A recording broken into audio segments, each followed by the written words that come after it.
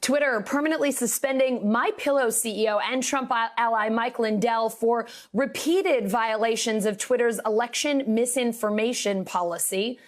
And we now have Birdwatch. That's right, Birdwatch. It's a new Twitter feature that cracks down on misinformation. Birdwatch lets users flag tweets that they find misleading. NBC News senior media reporter Dylan Byers joining me now. All right, Dylan, tell us more about Birdwatch. How is it different from what Twitter's been doing already? What specifically does it do here? Sure. What it does is it basically takes the issue that every major social media company has to deal with, which is content moderation. How do you police misinformation? How do you police hate speech? All of these things.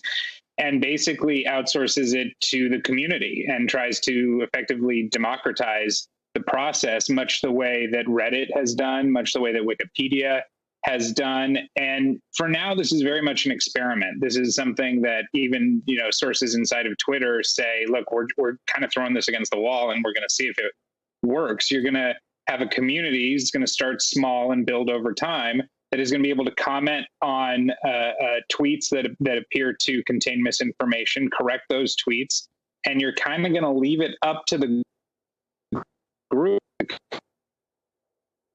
tell the truth over falsehoods and over misinformation.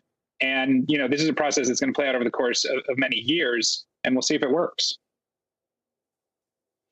So do I get this correctly, Dylan? Birdwatch right now, it's a standalone feature on Twitter, but like the eventual goal here is to turn it into something like a Wikipedia, so to speak?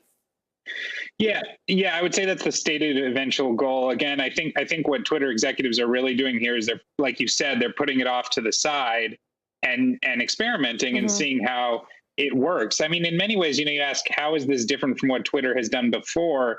In many ways, Twitter has long functioned as its sort of own self-policing system, right? I mean, everyone is free to comment on everyone else's tweets. Right. I think that the difference here is, though that fact-checking process is going to be tethered to the tweets in question, and then secondly, Twitter is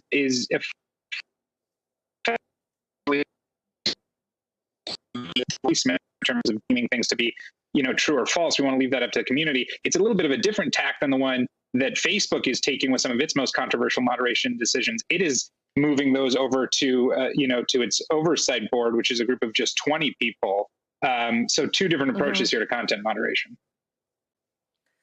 So is this something that everybody is going to see here on Twitter? I know a lot of times when we talk about these new features or new things that are happening, I get really amped up because I think I'm going to see it on my social media, and it's maybe only rolling out to some people at first, or only certain people can participate. How is this one going to work off the bat? Yeah, that's right. It's effectively going to start small, and it'll be a community that builds over time, and that community. Again, unlike the Facebook oversight board, that community will not just be blue check Twitter users. It will not just be famous personalities or a group of lawyers or academics or, folks like that. It will be kind of